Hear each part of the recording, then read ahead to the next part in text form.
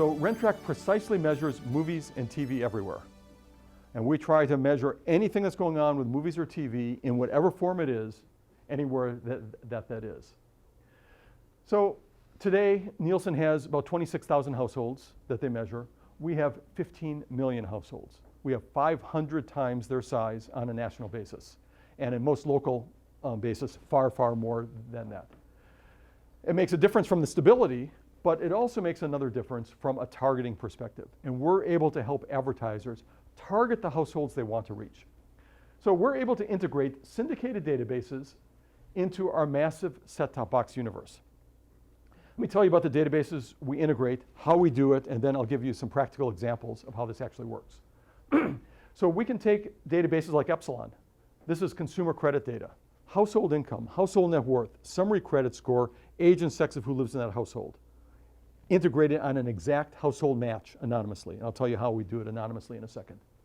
IHS, or was the Polk database. Every auto owned in the United States, owned or leased, make, model, and year of car. dunnhumby, all the frequent shopper card data for Macy's, Kroger, A&P, down to the SKU level. If you hold a frequent shopper card, they know what brand of beer I buy and how often I buy it. IRI, big box SKUs. Crossix, all the pharmaceuticals bought in the United States. And then Shopcom, 300 million individuals' buying habits. Now the way we match this up anonymously, because most people say, how can you possibly do this? It's really fairly simple. We get the list from Dish, let's say, of name, address, set-top box number. We don't have any names and addresses in our database, none. We get that sent to Experian that does all of our matches for us. We then get Polk or Epsilon to send their file, name, address, and all those attributes, which they password protect, to Experian. Experian matches them a name and address, throws away the name and address. The only file we ever get is set-top box, 5-digit zip, and all these attributes protected. We can unlock the protection. We now have that data. And the beauty of it is, I'll never know your income, but I'll know the income of set-top box 1, 2, 3, 4, 5, what cars they own, what products they buy, what drugs they take. And we then can use this with marketers to help them better target the people they're trying to target. Are we moving in a direction with the set-top boxes where Toyota will only target those 3 people they want and you can target the individual boxes? Or is there not enough supply and demand to fill the rest of the time? You're a great straight man. We're going to talk about addressable right now. So what happens is you can extend that to say, if I've already identified the set of here's the people I want to reach, why don't I only show them the ads? We have the capability of doing this, and we do this today with DirecTV and Dish.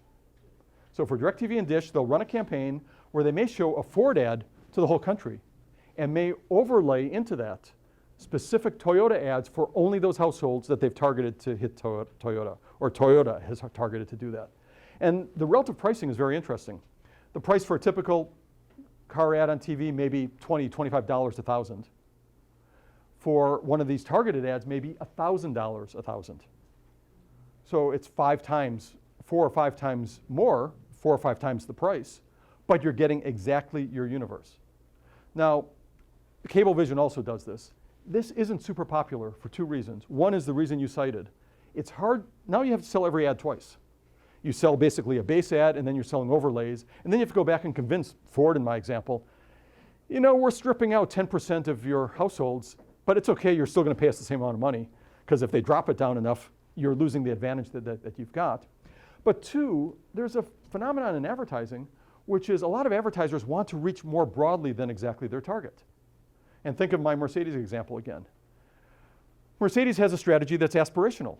They want to convince people who might be able to grow up into a Mercedes why it's so great. And it may be 5 years or 10 years before they buy one, but there's some value to having a lot of people see that ad, so they're going to start thinking well of the Mercedes when they can finally afford it somewhere down the road. And you lose that if you're doing the targeting. So you could easily argue, you'll do this for certain situations where you say, I really want to hit that target. And you may do broader advertising for other kinds of things. I think first of all, since all those MSOs sell internet and sell bundles, sell programming, they're all incented to make sure that they offer you an attractive way to buy internet. And for most of them, since they have a monopoly, an attractive way will probably mean a high-priced way and getting higher and higher-priced way to sell internet. And this is their way to protect the bundle.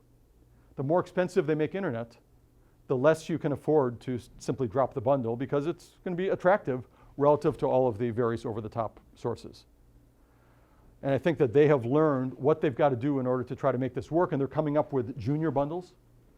They're coming up with, as Verizon is coming out with, they're coming up with less expensive ways to make something work, but they're still going to be trying to move people up into the full bundle because they make a lot of money. The industry makes a lot of money off of that. Return path devices.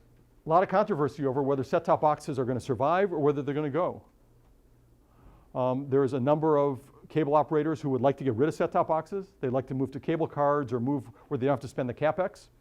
On the other hand, the biggest one out there, Comcast, is spending billions of dollars to put new set-top boxes in homes. Their X1 box, they're rolling out now nationally. Rolling out now, not rolling out 5 years ago. Rolling out now, what does it give them? An easy way to download new software. Their next version, the X2, which will be just an upgrade off the X1, will have the DVR in the sky, in the cloud. So they're moving very much towards that. And why are they doing that? Because it's a computer in the home. It's fantastic for them to have a high-powered computer sitting in the home next to your TV set. Why? Because they can compress the hell out of all these shows, the 500 networks they show simultaneously, send it down the pipe that's about the same size as the internet pipe, and then decompress it at the other end and get fantastic results, fantastic HD results, probably next 4K results, moving in that same kind of way, or if they did it all through the internet pipe, it would clog up like anything. You've all seen the statistics that in the afternoon and evening, Netflix is 1/3 of all the internet traffic in this country. Well, and they only have 1/3 of all the people subscribing. Imagine if they have 2/3 or 3/4, and imagine if others, I mean, the pipes are going to clog up. Where doing it through set-top boxes is efficient. Now, I'm not saying that to just protect ourselves. It may not go that way, but we really think that the operators will find ways to use the set-top boxes effectively because it is a more efficient way to deliver the programming. Let's talk about ad loads. If you go back to the 1960s, there was only 9 minutes per hour of advertising. Oh, for those days. Today, there's 16 minutes per hour of ads. There's a lot of controversy over where is this going in the future. Some say we're going to stay at the same 16. I tend to believe that. I don't see why anybody's going to give up that kind of revenue. On the other hand, the over-the-top services are topping out at about 5 minutes per hour. And why? Because people like it better. You know, people don't want to have as much ads. On the other hand, that's what's paying for the programming. And if you don't pay for it in a subscription, you're going to have to pay for it with ads because somebody's got to pay for the programming. And as there's more and more original programming, think again of Netflix, talking about doubling or tripling the amount of original programming they're doing, somebody's got to pay for that. And I don't know if they can afford to pay for it out of their $8 to $10 a month of subscription fee, or may they have to go for advertising sometime in the future. I know they don't want to do that.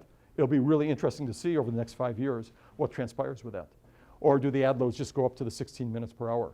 And interestingly, as any of you know who've done video on demand, you can't fast forward through those commercials. So it's a great free service from your cable operator, but the fact you can't fast forward says it's far more effective as an advertising vehicle than regular TV is. And right now, almost no ads are being sold on video on demand. They're being given away. They're having a hard time coming up with the right model to sell it. Over this 5-year period, they're going to figure that out. They will come up with a model that will work, and the advertisers will love it as soon as they figure out what to do with all these little bitty ratings. So you have to bundle it up in smart ways, and they haven't been able to figure out the bundles yet. In my mind, the future of measurement is very simple. We're going to be looking at full census for all viewing. So back to the Quest ad. All the viewing, all the time, should be able to be measured. And I don't see any reason why we're not going to be able to be there or be largely there. Look, if you're dealing with a really tiny little cable operator here in Hanover, New Hampshire, we may not have that viewing.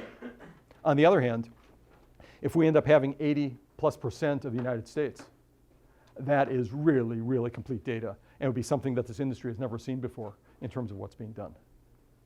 So in summary, we see very large changes going on in measurement as we move from sample, look back 5 years ago, and actually the sample started in 1950.